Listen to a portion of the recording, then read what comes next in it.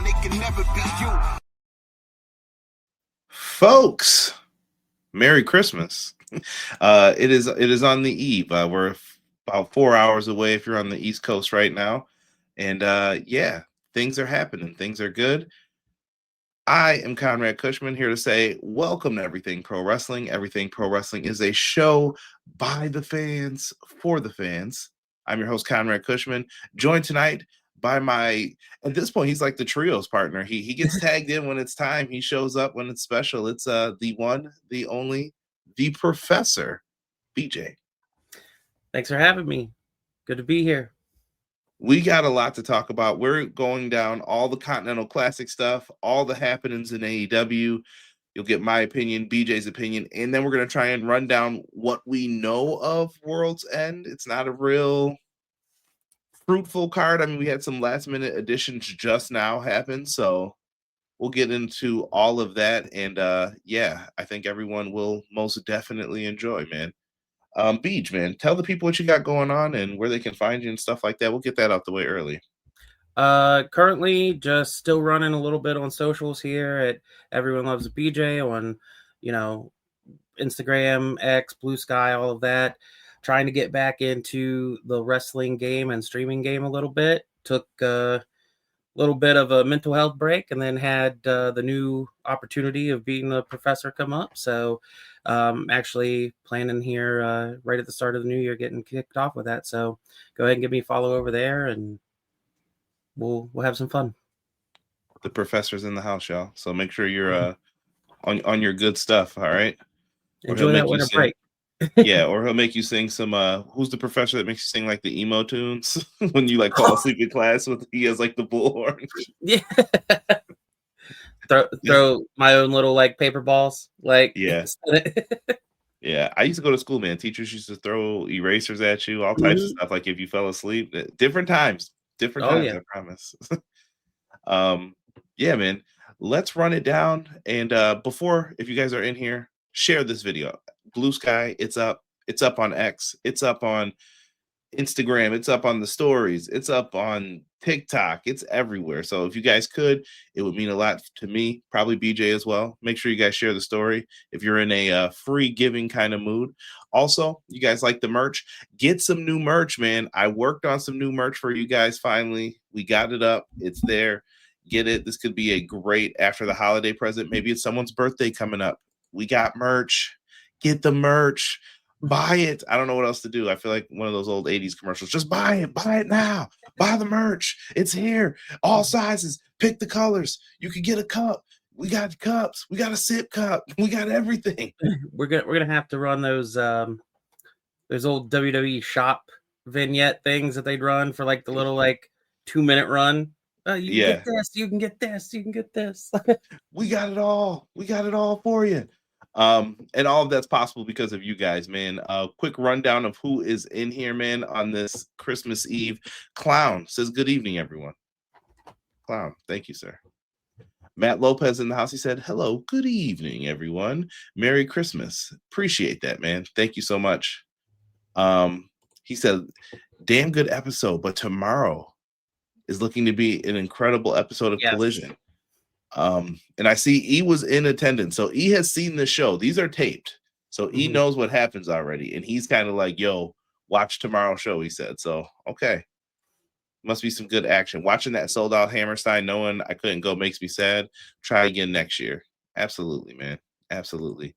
Shout out to my guy E who's in the chat. Appreciate you, E. We'll spread some love in here and put your link up, man. Everybody make sure you subscribe to Dark Elite Eric in the chat, man. Good friend, one of the mods. Thank you, sir. XG Dub, what's good, man? I know you're always in here. Thank you so much for that. And like you said, Collision is going to bang tomorrow. I promise. Okay. It looks so good. Like the lineup, so good. When I was doing my notes tonight, I wrote your name down, Tiff, because there's a certain talent that I saw tonight that I was like, I know this person, and it's because of you. So sometimes when you guys don't recognize people, I'm going to tell you, go make sure you're subscribed to Queen of the Indies. She's got you covered when it comes to independent pro wrestling. Like I said, she'll introduce you to them, and then I'll end up talking about them later, and it works that way every single time. Every time. Clown said historic venue, but with the commission limits, what can be done there? So I'll skip it. Would be cool just to tour it though. Absolutely, man. Yeah. I just see everybody going back and forth, back and forth. Yes, Dustin Waller. Yes, that's who I was referring to when I wrote down your name. Love it. Look at all that stuff. Matt, appreciate you. All good. Beach. I'll shout out to E on his comment there. Next time I'll try to be a little bit more festive with the Hawaiian, but I'm trying to give the colors of the season for right now. So Doc Hayes over here, he said, listen, why doesn't BJ get any present? Look, man, it took me, you know how hard it was for me to find. So I found like 2 or 3 other backgrounds I liked, but I didn't like how they looked behind us. So I was like, no, this has got to go. also, I don't even want, I got Wall Street behind me. I don't even want that. Also, this is a gift being on here. I enjoy this. Like, yeah, glad to get the tag in. So yeah, thank you, E. Appreciate that. That was definitely a Conrad original idea, for anyone wondering, for the comic book shirt. I had thought about it for a while, and then I figured out what I wanted to do with it. But enough of that, enough of the jibber jabbering, because we're going to get into all of this, and I'm going to incorporate news into the Dynamite stuff, and I'll get BJ's thoughts, and we'll move through this portion, I think, pretty quickly, but there's still a lot to talk about. So let's kick things off, man. We started off the night with some Blue League matches. We had Konosuke Takeshita versus Orange Cassidy for tonight's episode, man. BJ, this one was a certified banger to start off with. Absolutely. You know, this is just gonna be a bigger shout out to like all of AEW, but like this year especially with their stories and getting into this tournament and everything. I hear it almost every year when it comes to tournament time. Oh, another tournament. Oh, like I don't that it might drag on or whatever, but then they pull out matches that you're just like, I'm in, like I'm hooked, I'm all about it. They've most of their year been playing off and on with like, maybe 80% of their top people at a time, maybe 80. And they've still been putting on incredible matches. And this was no different. And I just, man, like they really do know how to make a tournament feel invested, because maybe more so than this year, because last year I feel like we kind of knew who the final 2 might be, like just from the announcement of stuff, but they still gave us entertaining matches. But we look at tournaments other places and you can scout it a mile away, and even some of the matches are just pretty much like throwaway stuff. None of these feel like that. I just saw the Ospreay like promo before he wrestled Okada in last year's final. Sorry, spoiler alert if you're like a year behind on AEW, but dude, fantastic promo, like a great babyface promo. He's bleeding from his head. He's like, "Is there something on my face, love? Like, I'm gonna win tonight." And I was just like, "Yo, that was a crazy good old school promo, man." I just love the Continental Classic because it brings out so much. So some people hate tournaments. Shout out to my friend Jesse. I already know Jesse would be like the top person, but I do not like tournaments in wrestling. To me, everything's basically a tournament. Number 1 contendership, there's just 2 people. Oh, there's a 4-way. Okay, it's the semis and the main. Oh, it's this, it's that. Everything's a tournament to me, and it's about the spirit of competition. And I love this tournament because it's just like the G1. There's a story behind it. Things happen. You were wondering, I'm gonna explain about Jack Perry and the teeth. I know when we first mentioned it, everyone thought it was fun and games, but it actually plays into later on. So it makes sense, man. It's fun.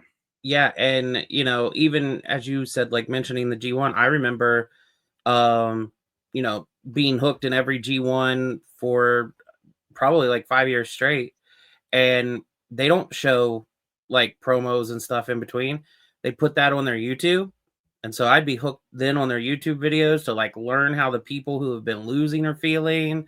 There's tough matchups, something that might be changing someone's mentality, leading on to future stories, like that kind of stuff. And AEW even does that by putting that content up every single week. Well, twice a week now, after the Dynamite, after the Collision, cutting promos, talking about their wins and losses and how they're heading into their next thing. And it's great. Yeah. And they get a lot of stuff, even from like Meltzer and Alvarez, who people say are like their number one people. But if I hear Brian Alvarez ask for another video package, I'm like, bro, we get enough video packages now. Mm-hmm. Like, there's more than enough. If you don't got it, this is a you problem at this point. I keep telling people, I'm like, you're lying, and you could tell when people start rattling off stuff. I'm like, you're not watching the show. Someone just said there were no video packages. I'm like, what show have you been watching? There's more video packages than ever in the shows. Stop lying. But back to Orange and Takeshita, because they deserve this more than grifters. So getting into this fantastic match, I like it. Early on, Orange is trying to pick up the win.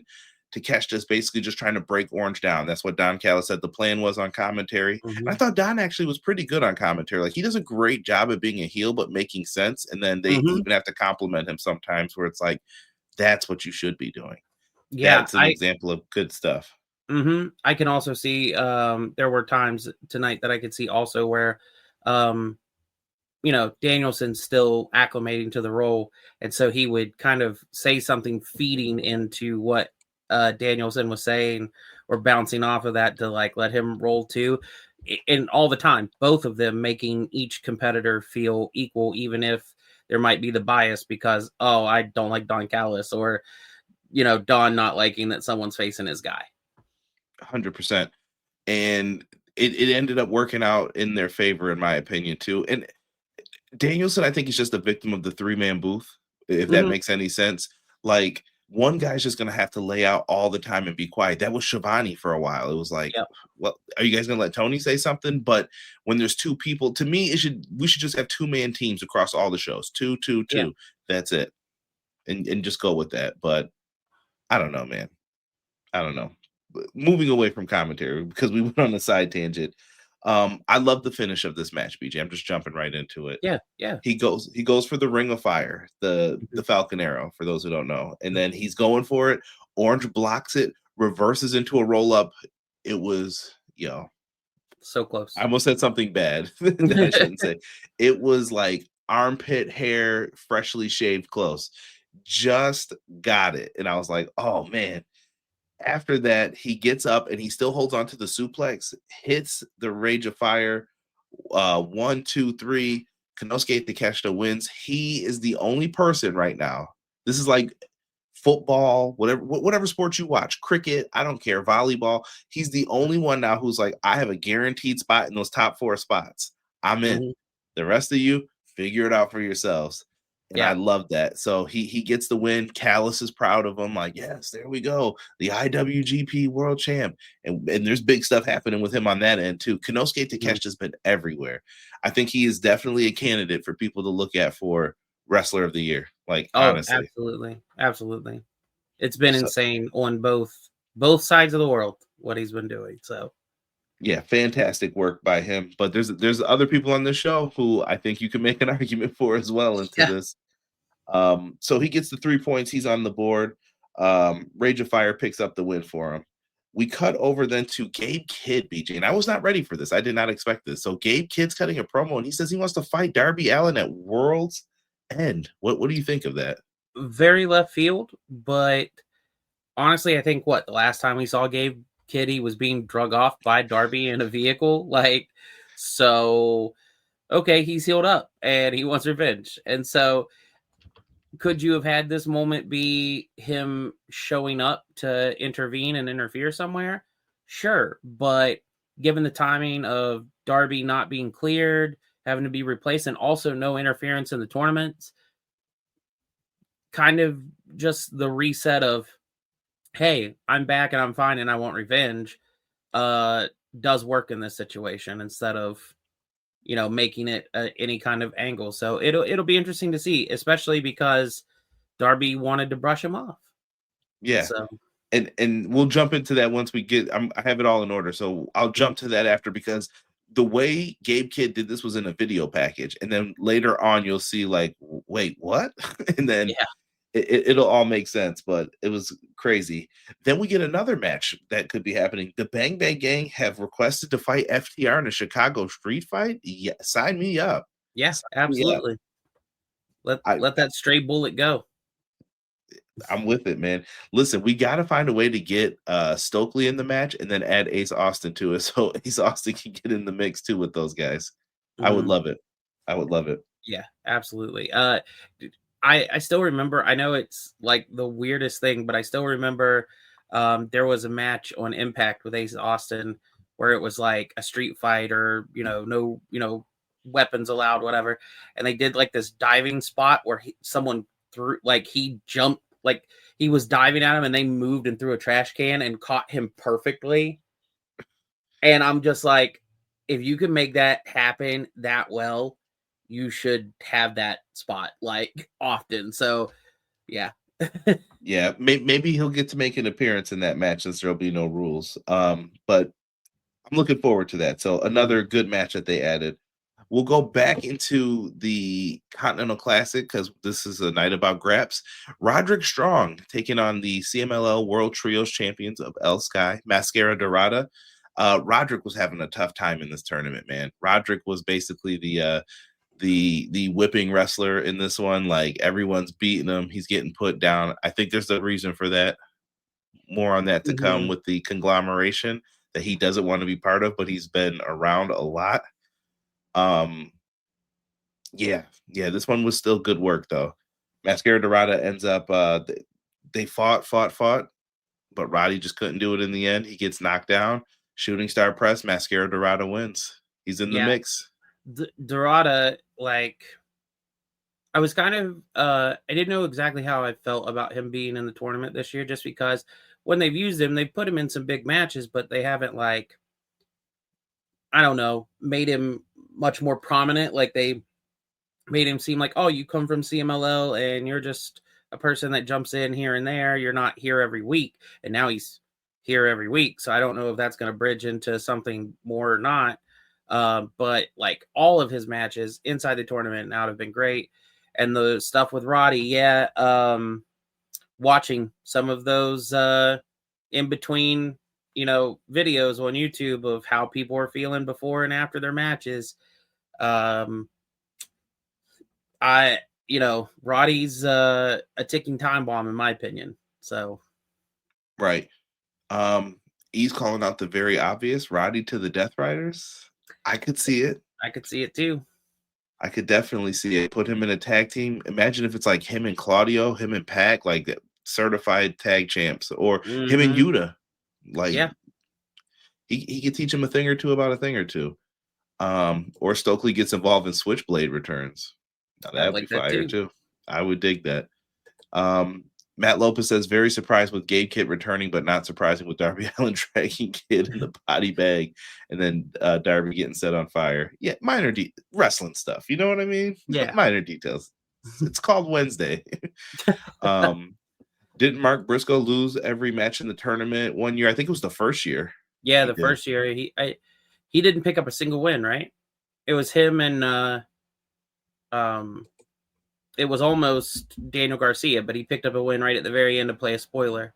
Yeah. So Which is always a fun thing to do. That's like the mm-hmm. Yano spot, I call it. Like you are the Yano guy in the Yeah. tournament where Yano, if he tapes someone to a guardrail, they can't get in the ring. I'm like, you cheap guy, you. But it's always a fun spot to have. And that's Yeah. the beauty of this. You could think someone's got it. Remember the one year they had Moxley running through people in the G1, just Yeah. running through like top people. And you're like, Moxley's going to win this. And then right before he could be a lock, here comes all the BS. Yeah. Everybody ruined it for him, and then he didn't make it in. I was just like, man, that's wrestling. That's fantastic Mm-hmm. work. Yeah. BJ, I got to bring up a news item in Okay. this. Yeah. Don't get, if you're a WWE fan, please don't come in here yelling at me. I don't want to hear it. BJ doesn't want to hear it. These Sports Illustrated Wrestling Awards, number one, I saw people talking crazy. People that get more support than me. And I just laugh at this because I'm like, dude, there is something wrong with some of you who get Yeah. upset about this. It's crazy. And even when John Alba appears and explains, like, this is what happened, this is how we voted, I didn't even agree with all of these, but blah, blah, blah, blah, blah. And that's fine. Like, John Alba's respected, I Yeah. think, for the most part for what he does. I don't ever remember saying, like, yeah, this guy's biased clearly or anything like that. Yeah, I agree with that totally.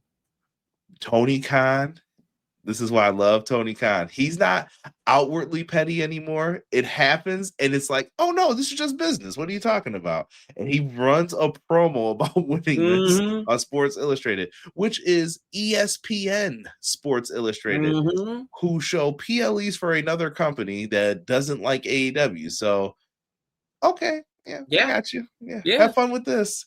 So they won Promotion of the Year for and this is Sports Illustrated, Female Wrestler of the Year, Mercedes Moné, Male Wrestler of the Year, Hangman Adam Page, Tag Team of the Year was FTR, Best in Ring was Will Ospreay, Best on the Mic, Timeless Tony Storm, Breakout Wrestler of the Year, Kyle Fletcher, Storyline of the Year, Hangman Page's Redemption Arc, Rivalry of the Year, Hangman Page versus Jon Moxley, and Show of the Year, Double or Nothing.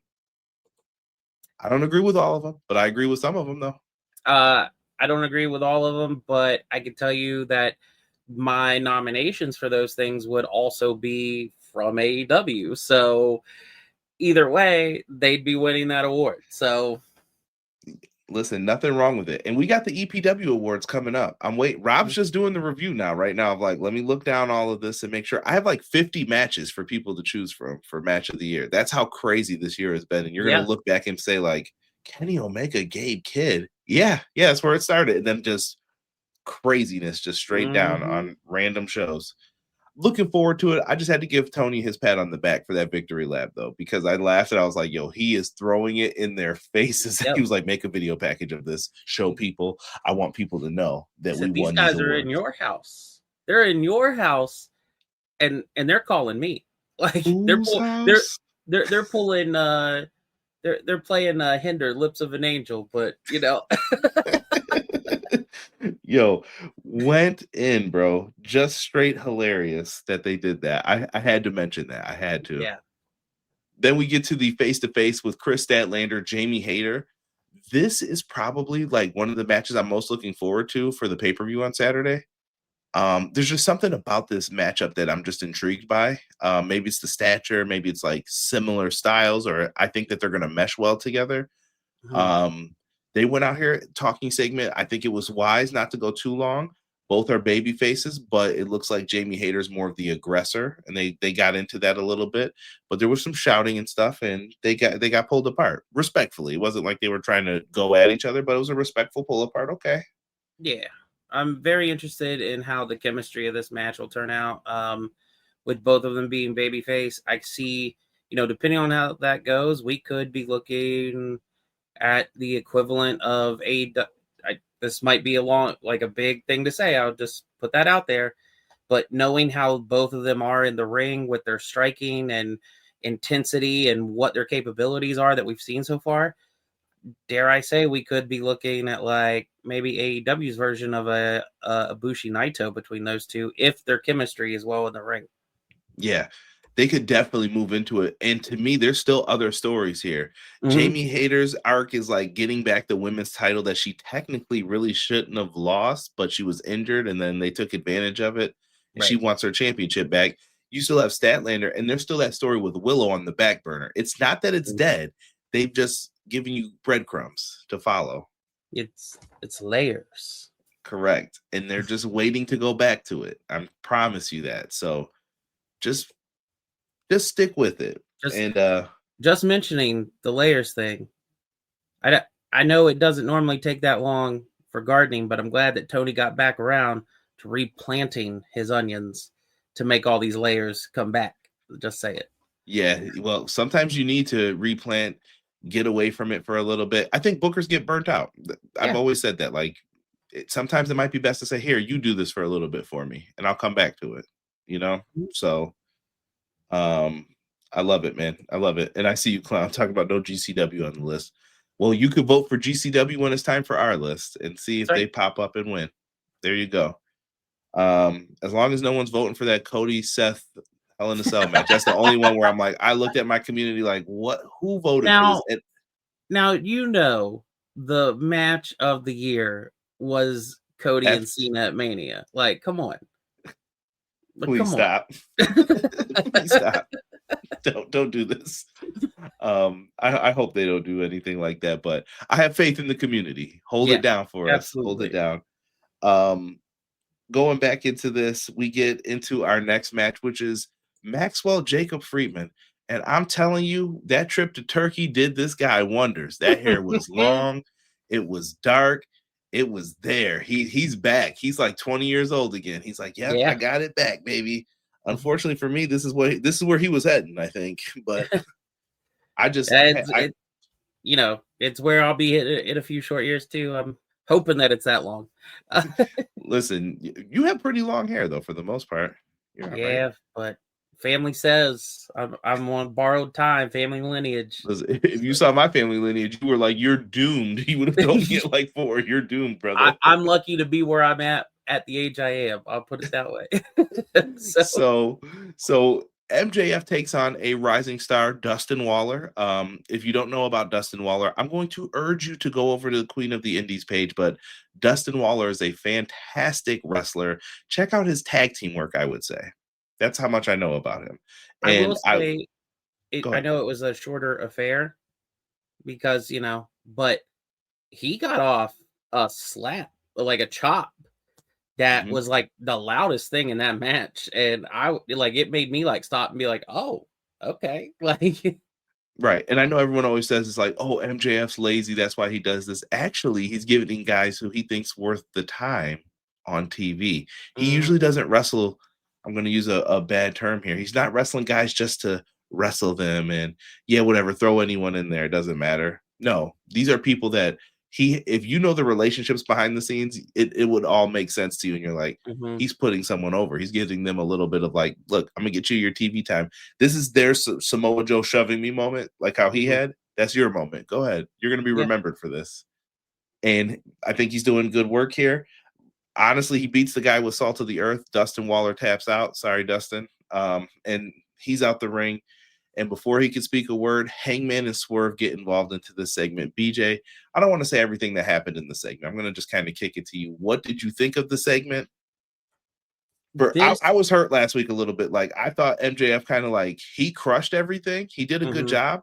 But at the same time, I'm like, you crushed all of them a little harshly as well.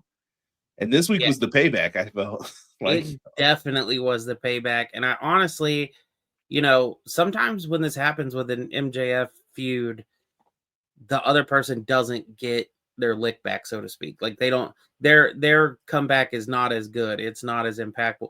This one was, by all accounts. And I know we can compare like different mediums when it comes to wrestling for certain things, but honestly, this Hangman and Swerve, like, we're not friends, but we're not enemies, so we're aligned on some stuff right now. And now we've got Samoa Joe and his group, but now MJF's back, everything. It feels so comic bookish.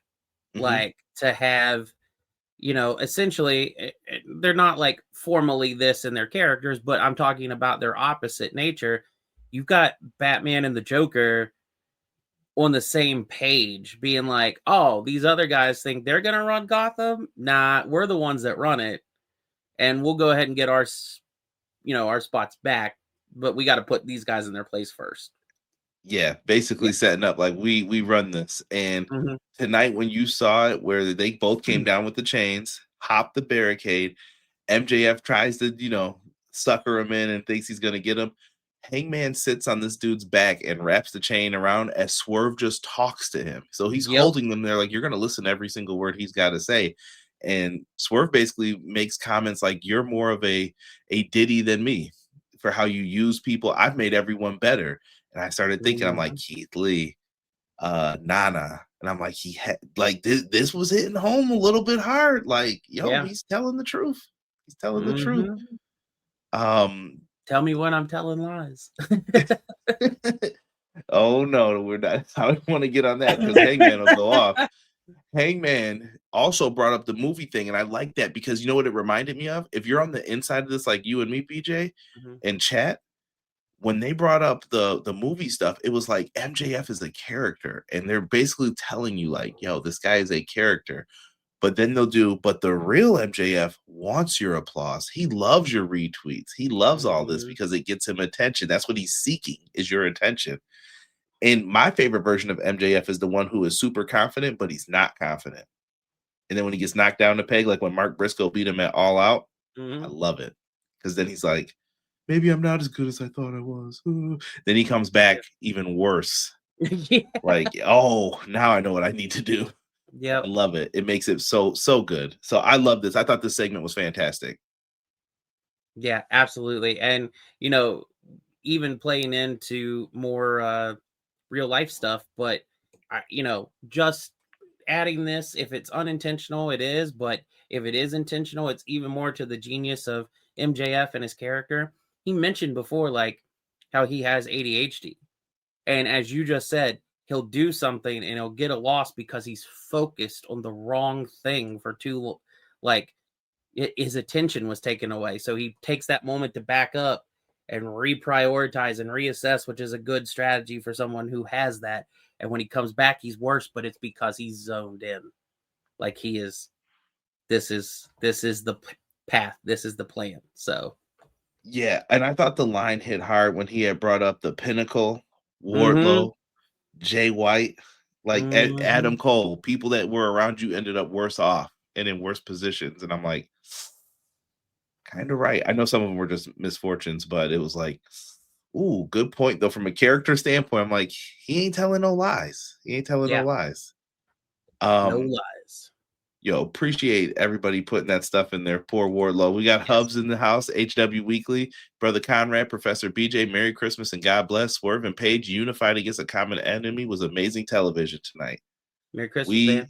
Yeah. We appreciate it, man. Clash of the Podcast live every Monday, 6:05 Eastern Standard Time, here on the mothership, Everything Pro Wrestling. So make sure that you guys are in the house. And as Professor BJ Jack said, do the thing, do the thing. Appreciate you, Hubs. Bless you, brother. So yeah, fantastic work, man. I really liked what they did. And then we got a Babes of Wrath promo after this, just basically them being positive and uplifting each other, which is who they are basically as a tag team. I thought it was well done. Renee's in on it. Renee's cheering too a little. I was like, okay, cool. I'm very happy that they're the ones that ended up being the first ever champs. I'm hoping that it goes longer than Worlds End, but I think so. Get to that. We'll get to that as we're running that down. I think so. Spoiler alert. So after we get into that Babes of Wrath cut a promo, we're going to decide who is this is first time with no MJF, who's going to hold the Dynamite Diamond Ring. National champion Ricochet taking on Ring of Honor world champion Bandito. What'd you think of this one, Beej? I thought this match was phenomenal. Both of them clearly show, like, this felt like, I know it was for the Dynamite Diamond Ring, but it felt like you two have both had very phenomenal years for different reasons. Like, for Ricochet, it's your character coming out and, like, just expanding and being this attention getting figure both in the ring and now on your mic, and being able to do that. Bandito, you've said it multiple times on all of the streams, but, like, it's true. Definitely someone who's in the Wrestler of the Year competition because of how many amazing matches and stuff he's been a part of since he's come back. His name will annoy you on Match of the Year, I'm pretty sure. There's several names I'm like, they will annoy you. You will see his name. You will see Takeshita's name a lot. You will see, I think it's I think it's Mascara Dorada. Mm-hmm. You'll see that name a lot. You'll just look through it and you'll just be like, what is going on here? Just a little, knowledge nugget kind of thing here. If you're annoyed by seeing those names so often, you should turn that feeling into acknowledgement of just how good they have to be. That's right. So absolutely. So yeah, been crushing it this whole year. And I don't know if I stole something from you, but a contendership's on the line. Winner is getting a title shot January 16th at Maximum Carnage Dynamite. We'll be talking about that once we get closer to it. But I was just like, so the Dynamite Diamond Ring winner gets a title shot. Why on earth would I not be? I would be in this than the Continental Classic, but it's I think we need to make the Continental Classic for a world title shot. Like that needs to be one of their big matches for a world title shot. How we get there is I don't know, but we have to figure out a way to make that like you get the title shot at Revolution, and each of the big pay-per-views, like that's how you get the title shot. You have to win this tournament. You have to win the Owen. You have to win this, that. Yeah. Casino Gauntlet. Even like figure out how to get people into these matches and then do those. Make those your prominent matches on big shows. Yeah, I agree with that. So one of my favorite spots early on in this, it's the Macarena. You know, Bandito always does it. And Ricochet attacks him, throws him out. He hangs onto the ropes and pulls himself up. Then Ricochet's doing it to mock him. Bandito slapped the bald head so hard that it rang through the entire arena. I was like, damn, that was pretty bad. That was really bad. Tony Schiavone's Mr. Clean comment. Yeah. As a ball brother, I take a little I take a little care of Ricochet here with that. Like, listen, brother, I feel you, bro. I feel you. Yeah. Hard times. He gets smacked upside the head. Then we run into Ricochet cheating. They're both trying to get the advantage. Bandito's like 21 plex time. Great move. Looks great. Hate the setup for it where he has to like have his hands on the ropes. His partner comes over, grabs his wrist, and Bandito can't pull up. The ref's distracted with the other member of GOA. Low blow. Ricochet goes down. He tries to go for a pin. Not enough. Bandito catches him out of nowhere with the flash pin. That Styles Clash spot that I thought was a Styles Clash. Thank God it wasn't. I was scared when they jumped up. But fantastic work. Scary. Bandito wins. After the match, the man tries to put a beat down on him. Brody King makes the save. Love it. I love that Bandito came out in Brody King's gear too. Like the jacket was humongous on him and all that. I was just like, I love these two as a tag team. And Tony Khan just did this because he saw them do their handshake with the the pew pew. I can't say it, but yeah. I was just like, great work. Excuse me. I know that it's heading for a title shot, and now he's got the ring and everything. But I don't know how you feel about this, but my immediate thoughts were, what if there starts to be a point where Bandito is just worn out and starts, from putting on all these amazing matches and starts looking like he's in trouble even for like his Ring of Honor title and everything. And maybe you get Brody King without his knowledge slipping that ring on to cost his opponents. And you could. I feel like Bandito and Buddy might have a match brewing too, because Buddy's gonna come back like, you forgot about me? What happened? Yeah. I got hurt for your group. Remember the Hounds of Hell? Remember all that? What happened? Oh yeah. I think it could lead to that. I think he might be the guy to beat Bandito for that title. Let him run in Ring of Honor and see what he can do on his own and figure it out. I'd like that. I liked him when he was cruiserweight champion. I thought he did a really good job. Yeah. That whole like 205 Live timeline up until, unfortunately, it's not for him because I like him for other things, but about that time that Enzo showed up, 205 Live was really can't miss with some of their in-ring action. So yeah, and people are bringing up Blake Christian as well. Yeah, he's vanilla, baby. Yeah, he's in the mix. Get the swirl involved. Right. Wow, why'd you assume the position for a frisky? I'm gonna think about that now every time I see someone holding that rope. Why am I doing this? Why? Yeah, really, really good matchup. Bandito has the ring though, and we're gonna move forward. So he's gonna be challenging someone in that 4-way match. So that's probably gonna be the first big world title match, I assume, going into the new year.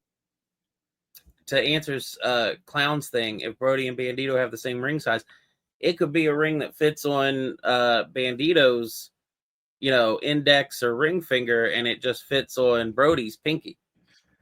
As long as you get the shot off with it, MJF has proven that it is a heck of a finish. Mm-hmm. Let's keep things moving here. And after that matchup, we had the women's match, Mina Shirakawa versus Marina Shafir. Oh, I lied. We're going to rewind back because Darby Allin accepted the challenge. We find out he's medically clear. He's in the basement again. If you remember last year's show, the basement's where he got thrown down them stairs. I'll let you figure out. He didn't accept the challenge.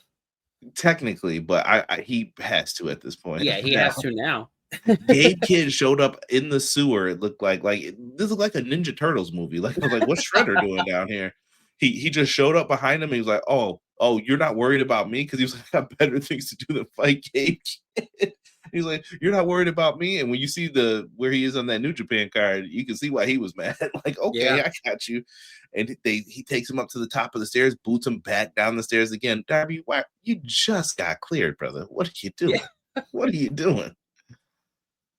Never changed, Darby. Never changed. So I think that's going to end up being the match. I think tomorrow we'll get the confirmation. Like, yes, yeah, we're doing this. I don't know where Darby goes from here. It's going to be interesting to see. I wouldn't be surprised. Well, I have theories. We'll talk about it when we get to the main card. Going back to it, now we can bring it up again. Mina Shirakawa, Marina Shafir. What'd you think, Beej, on this one? This one was actually much shorter than I thought it was going to be. But honestly, the most telling thing and the thing that really stood out is the ending and everything that fell out from that. Yeah, she goes to apply a figure 4 leg lock. Fingers get snapped. You're probably wondering, why didn't Tony come out? Mina, in a small clip before the match started, said, please don't come out there. And Tony said, I will oblige. She reluctantly said that, though. She knew. And she gets caught. Fingers get snapped. Locks her in mother's milk. It seems like that's a devastating move because no one gets out of it once they're locked in it. She's done. She's out. And then after the match, Tony Storm tries to run in. Marina Shafir just boots her in the face. Done. One strike. This is your top women's wrestler in the company. Marina Shafir just booted her. Was like, I'm out. Peace. Like, no one came out to help or anything. They probably brought out the smelling salts after. Like, you two okay? Yeah. She beat up the timeless love bombs single-handedly. So I feel like we might be getting another match with mega problems in them, or something's up here. Something's gonna go down, I think. Or Tony and Marina one-on-one. Yeah, this might be Marina's leveling up party. Because which I'm totally cool with. Who else in the last 2 years has taken one strike to Tony Storm, who has been at the top of the card for the women's division, champion or not? One strike. She's out. Done. Dunzo. MJB, what's good, man? I see you in the chat, brother. Thank you for being here. One strike, man. I can't wait to see what they do with this. I wouldn't be surprised if we got a match made for that tomorrow as well. So we'll see. Yeah. I say hold on, give it some time. If it's not on Worlds Collide, or I said Worlds Collide, Worlds End, it is going to wind up being on the first Dynamite, I would say. Yeah, I could see that. Moving forward here. Let's talk about the Elite. They're backstage. We get highlights of their Elite reunion, but they're coming out the doctor's office. The Young Bucks, as our friends at Dirt Sheet Radio have an image for us, are not medically cleared for the rest of 2025. The more interesting thing, though, was Kenny Omega said he has business that he needs to finish and tend to. What that is, I don't know. Who that could be, I don't know. But something did happen and he didn't resolve it. I don't know. But just putting it out there. Yeah. Couple of things. And I say this with the story intent, not because I wish ill will on anyone ever. But the Bucks are not cleared for the next 6 days. Boo-hoo. Like, I understand.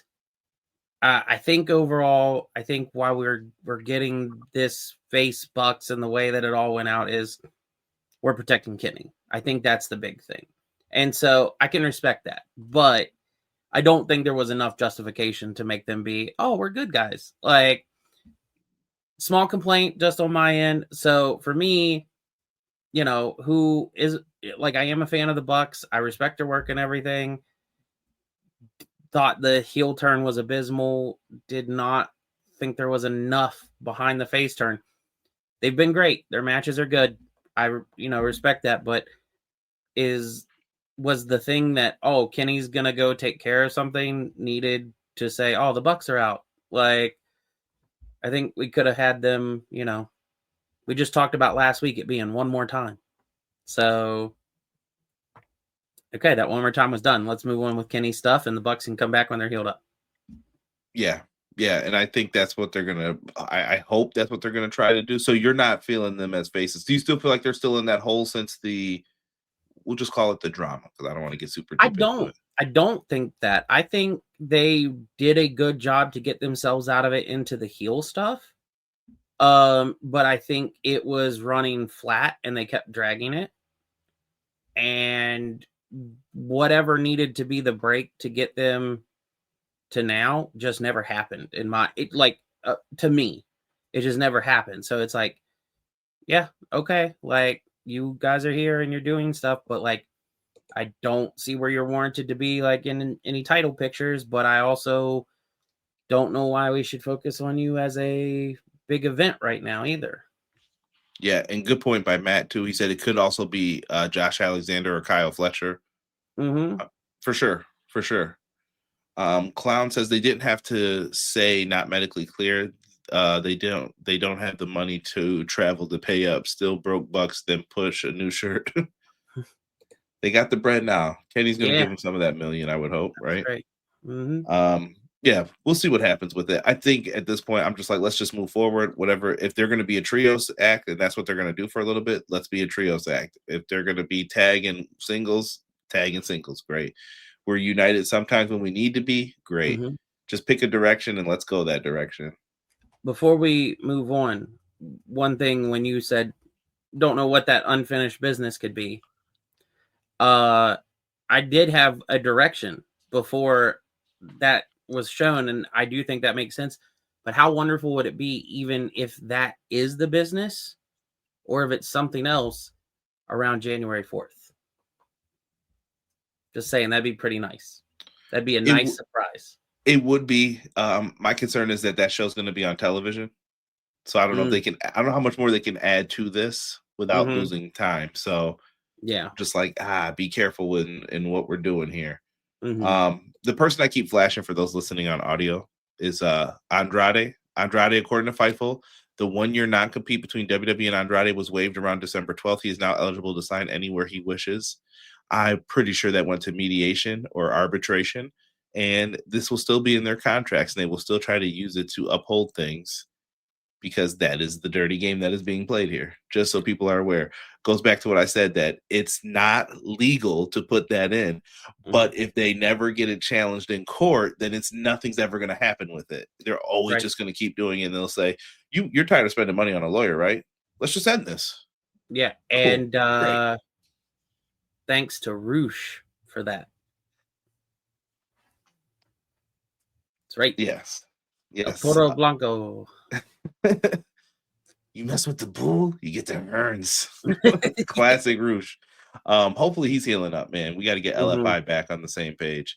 Yeah. And we need Sammy out that group, I think. So that's just me. Imagine if we brought Andrade back into that group to get rid of Sammy. Yes, because Sammy just doesn't fit in that group. Sammy's just a solo. What we know about them historically too would just be great. Didn't even think about that till you just said that. While we're here, we might as well round out the rest of this news with Danhausen. His contract is expiring in February 2026. I think it's wrong that AEW kept this guy if he did want to leave. I get why they don't want to give him away either, because they're like, well, we're basically giving a perfect guy for the competition to use, and they're going to use him right away. But now he might become Maniahausen, and it's just going to be all the rage now versus if you would have just did it at a different time. Like, get it out the way, and then it's played out at this point. Like, Absolutely, I agree with that. I thought even back then, I thought when, even though he wasn't a part of that, he was attributed to stuff of those problems and drama and fallout. You're not going to utilize him, let him go. And 100%. this was one of those things where, with, I mean, I'm glad AEW still let him do other shows, unlike, Competition. Yeah. the competition, but I still don't think holding someone like that should be what you do either. Especially, and also, going back to how they did with Ray Phoenix. Ray Phoenix was someone you could be using on TV. You had been using on TV. I could see that. I honestly could. But with as long as Danhausen has been in the scope of AEW non-existent, let him go. Let him be able to, make a living and make his money and potentially grow himself elsewhere. Like, business is business, and you have no business with him anymore. So let him go. Yeah, 100%. Matt brought up something interesting in the chat. He said January 4th would be sick if Omega does return. What if Omega returns after Andrade's match that night? And just, even if it's a video thing and says, like, I'll see you in AEW when you get back, but I haven't forgotten. And New Japan, I haven't forgotten about you either.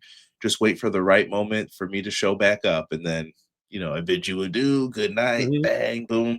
And even if he could end up behind him, like, knee, and then Andrade runs. It could be fun. You could do something with that. So absolutely, you've intrigued me, BJ. This is why BJ needs to be in the writing room, because he intrigued me. Running this down, main event time: Pac versus Jungle Jack Perry. And we're gonna go through tomorrow's collision and all that. I promise you guys. 9 p.m. Eastern tomorrow. Pac Jack Perry, man. Jack Perry's ankle came into play early on. This is something they've been teasing throughout the tournament since he filled in for Darby. Like, his ankle's hurt. He's already down. Can he make it through? Now, he hasn't been able to do much, man, but he went for some strikes. He gets reversed by Pac. They exchange blows. A big back suplex. Jack Perry's been using that teardrop, like Shawn Michaels suplex, I've noticed lately too. Hits that bad boy. Pac eventually gets him down, locks in a brutalizer. I thought it was done here. I was like, oh, he's done. Kenny's tapped out to this. Like, anytime he locks this in, it's over. He found a way to reverse it into a pin. Pac goes for it again, and he's trying to lock his hands to get it. And Jack Perry, not only does he bite other appendages, but he went for the phalanges this time. Charlie bit me. And Jack Perry bites him. He gets off of him, and he is able to hit a flash pin, and he gets the win. So Jack Perry has now earned 3 points in the win column as well. And Excalibur tells us now there's a 6-way tie in the Gold League. So guess what? All the matches tomorrow have meaning.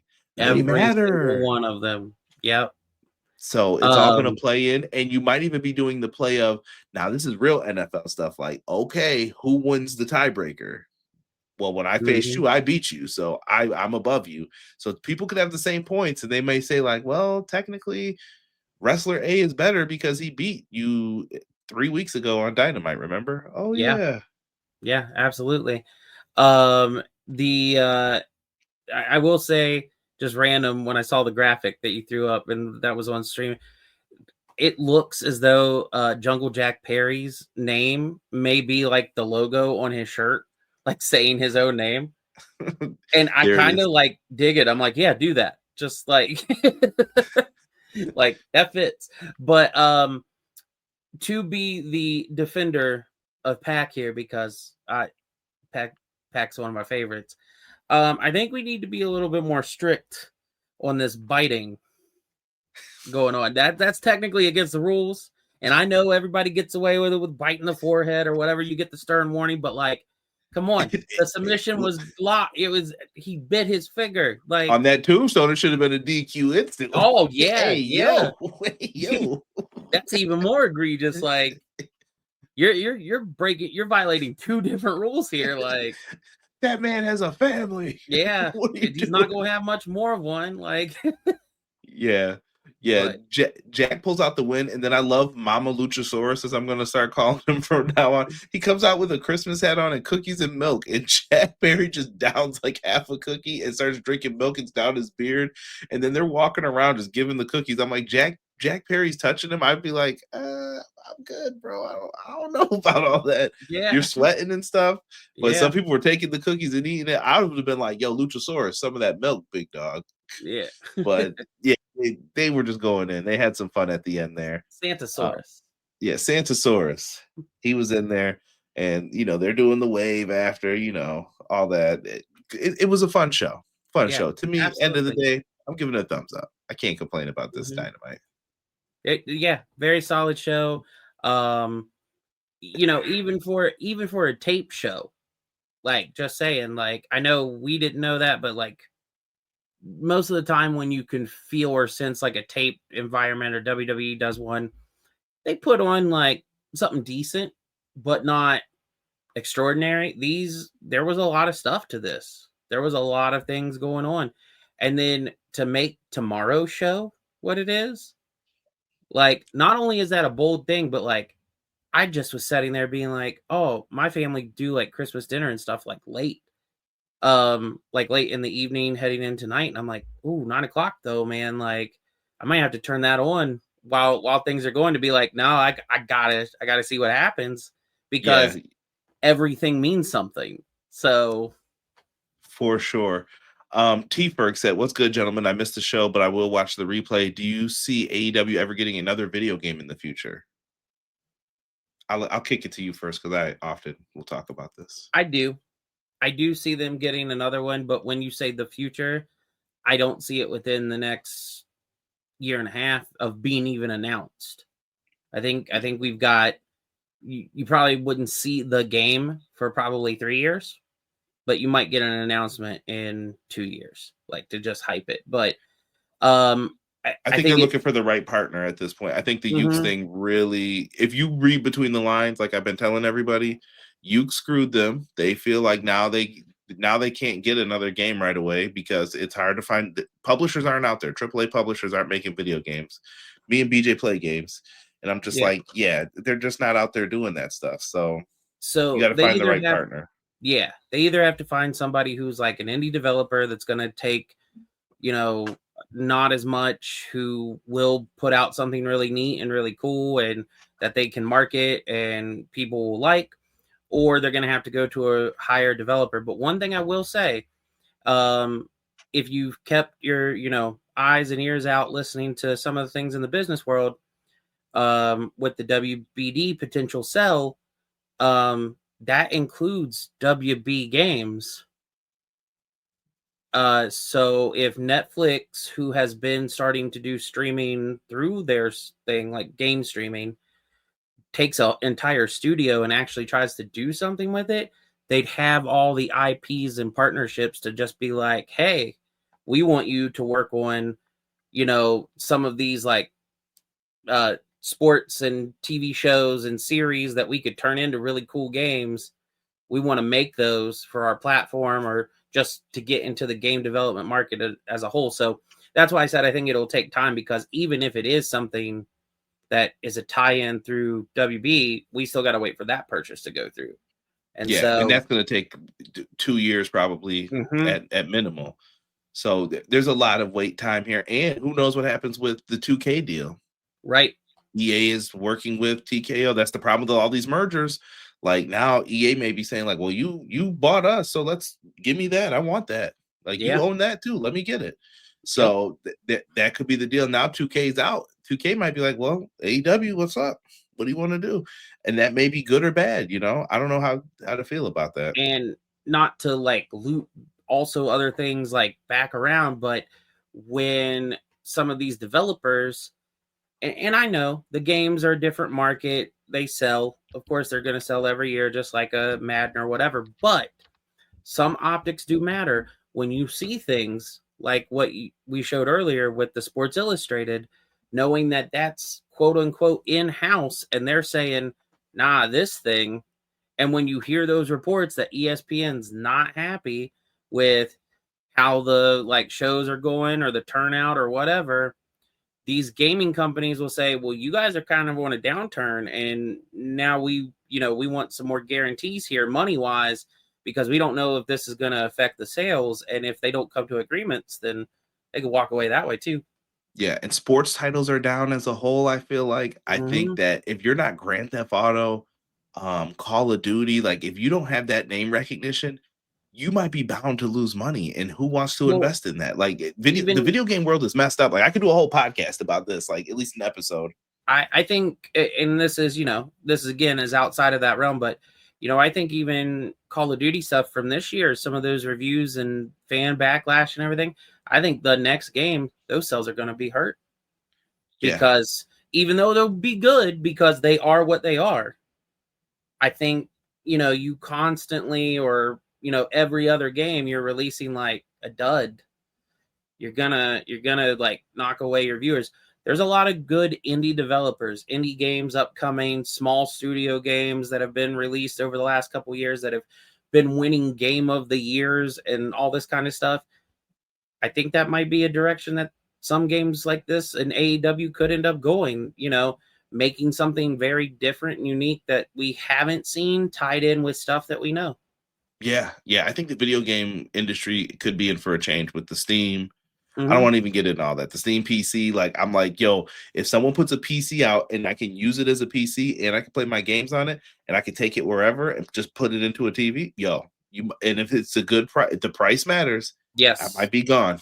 I might be gone from all of it. Like, yo, I'm over here now, dog. Sorry. We'll find out next year. We will. E says not of institutional wrestling game knowledge left. We need people who understand the assignment, Aki in the ring, modern innovations, classic SmackDown presentation with bits of other classics. Yeah, true that.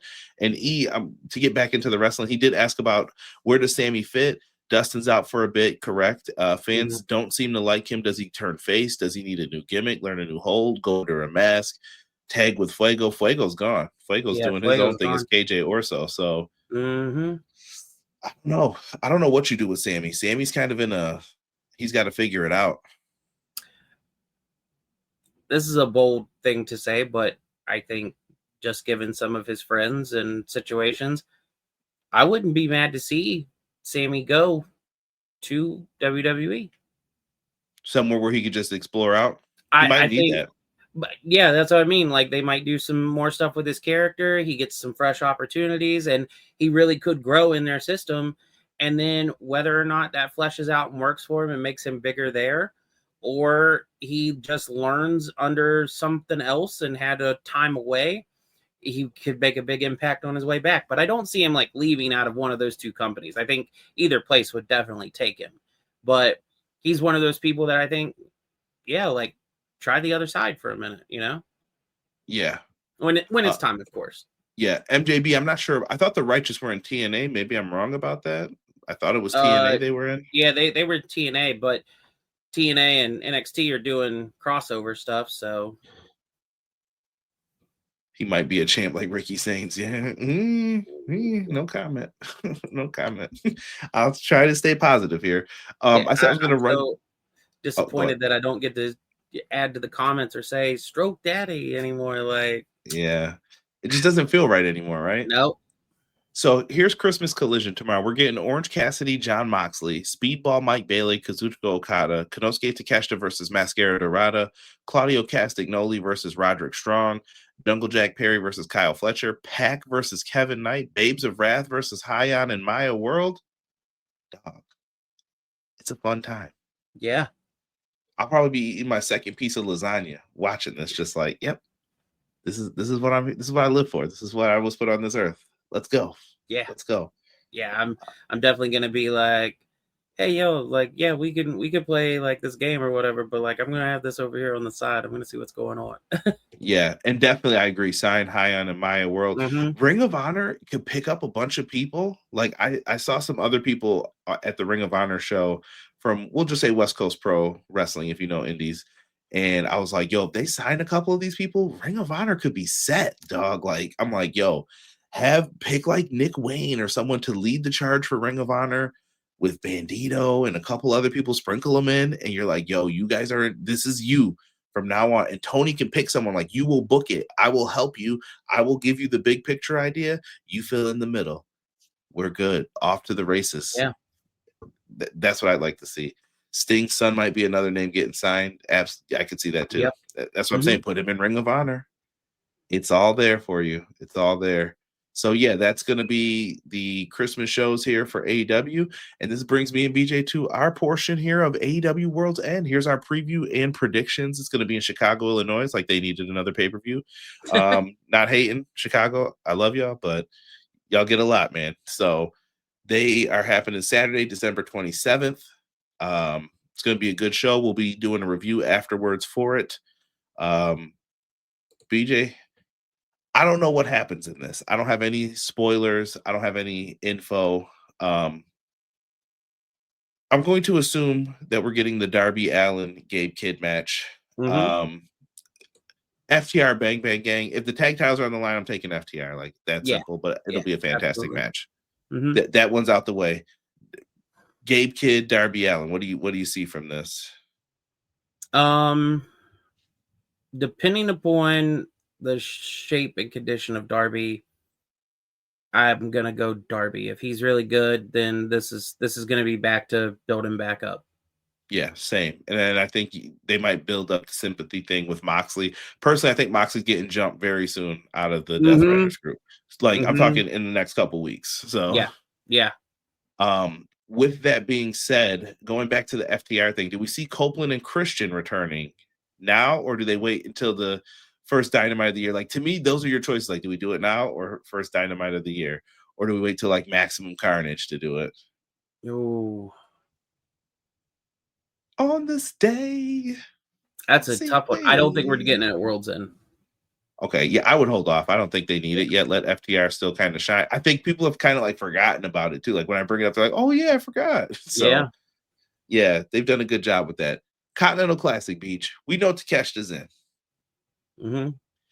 I think it's safe to say that we know Okada's probably going to be in. I just have best tournament wrestler. Like, Okada's got to be in, right? Who fills out these other spots, and how do they do this? I'm going to you. That is a good question. Takeshita's my pick to win. I'm just gonna take him now. Like that's my pick to win this whole thing. Yeah, I'm with you on that. Totally with you, because I think that bleeds to Takeshita Okada. So you think it finally happens on this show? Well, no. I think it's Fletcher and Takeshita as the finals. Okay. And cause more divisiveness in the Don Callis family because Okada's upset that Fletcher got in over him on his side. And Takeshita beats Fletcher, so Fletcher's upset at that. And then because Takeshita has now taken that, now he wants the international title too. I can't with all these titles, bro. I can't. And Takeshita wants to be unified champion. And then that gives him a reason to like come back, fight back for them by Revolution-ish, maybe even Double or Nothing. You could play this out even longer, but yeah.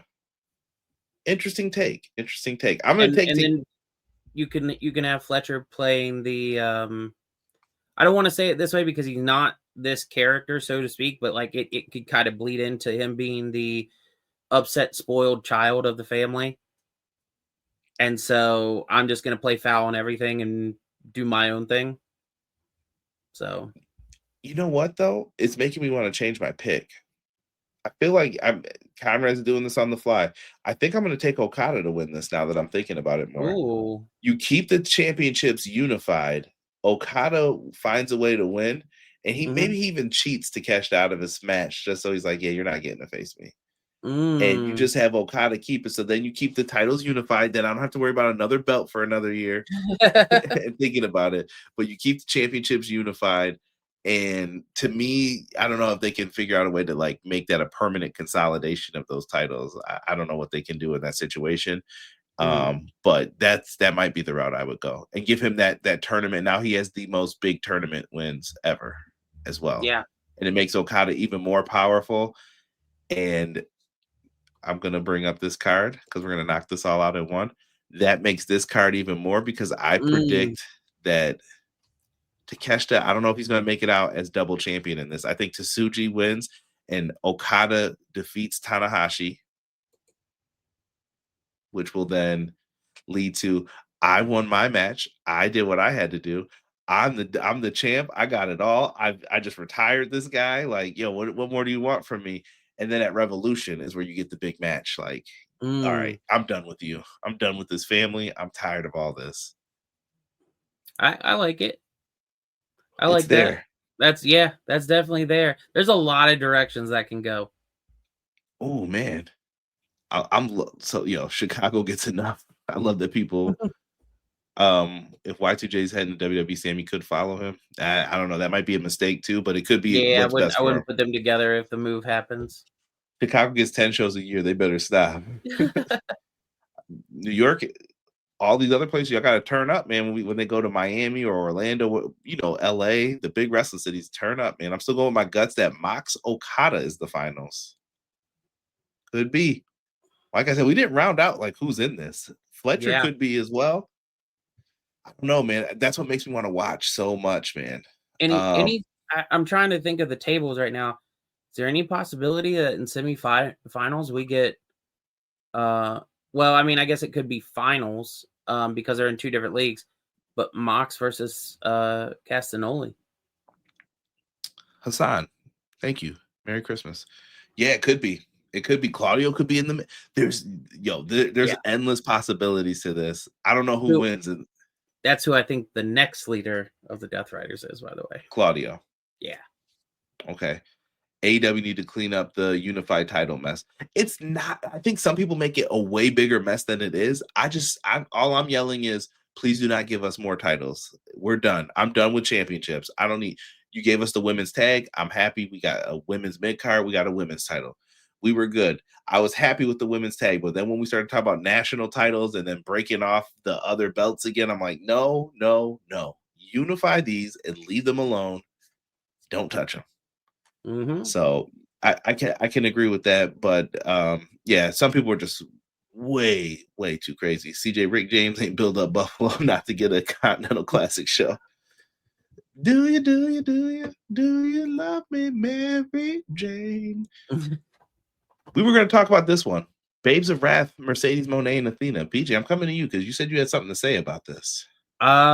So I'm very hopeful that the Babes of Wrath retain here. I want them to have a longer reign. I know we've got a story going on with Mercedes, but with Mercedes, it's not losing matches.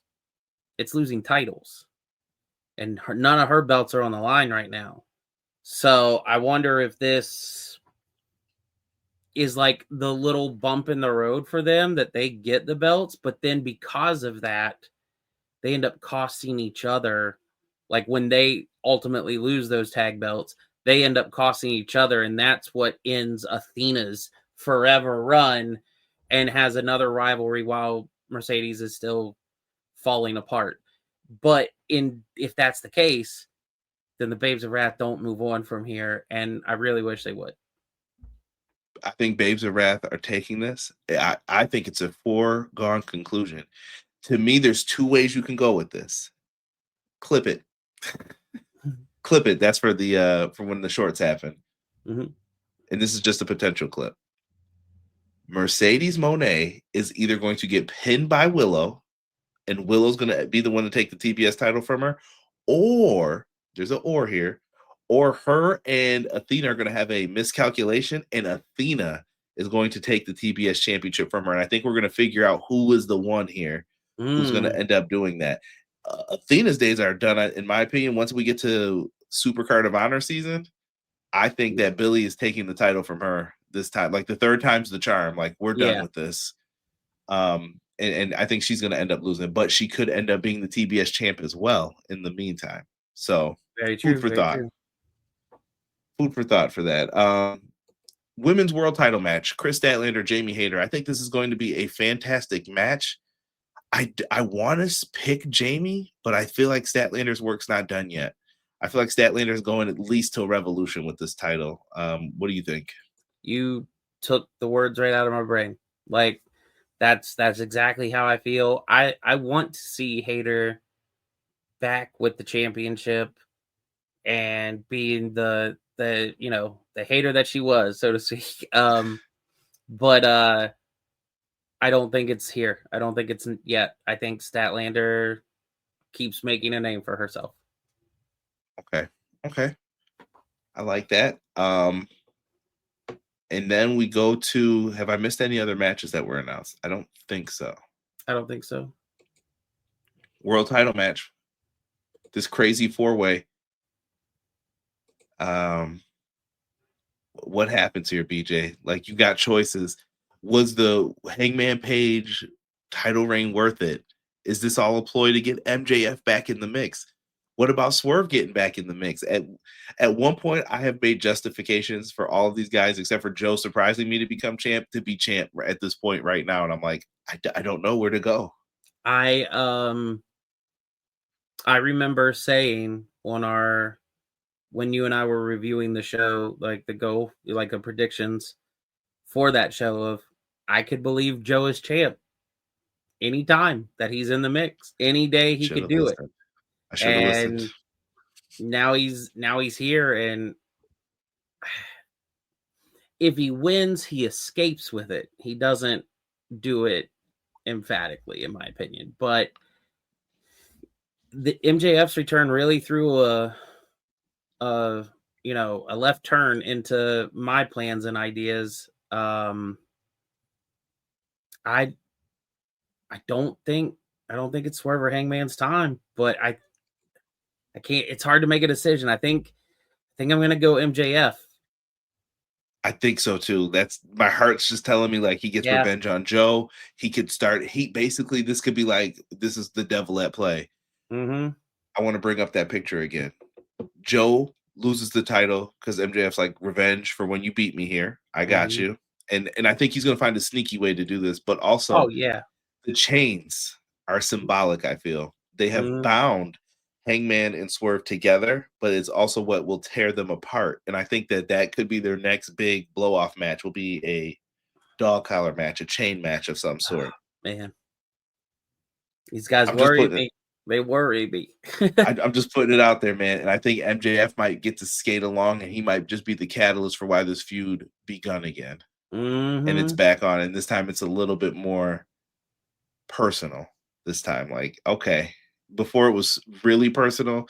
Now I just don't like you and I don't trust you anymore. So you could go that route, but that's it for World's End, man. At this point, we'll probably find out way more matches tomorrow and who's definitely in, but we're here, man. Yeah, it's an exciting time. I mean, this year especially, just looking at it from the grand scheme of where things were in 2023 heading to now, this year especially, AEW has been more on fire. It was later than their second year, but the quote unquote sophomore slump. Yeah. And now they're like back to that form, that prime, and running. And like I said, again, running at like 80% at best of their main event talent. And they're just knocking it out of the park. And I think tomorrow night and World's End will be no different. And they always have at least something that leaves you like, ooh, I could see this going either way, or ooh, I really don't know. And I think that's the most intriguing thing as a fan, even especially like people like you and I who read all the things and know what, they're doing this storyline and they're wanting this person to be big.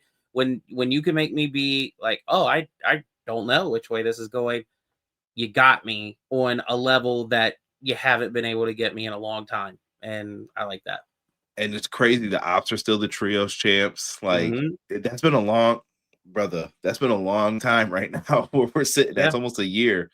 I love it, man. Joe loses. What a short title reign. Tony hasn't done them really yet. So it could happen. It's got to happen at some point. Yeah, you eventually got to hot potato the title around a little bit.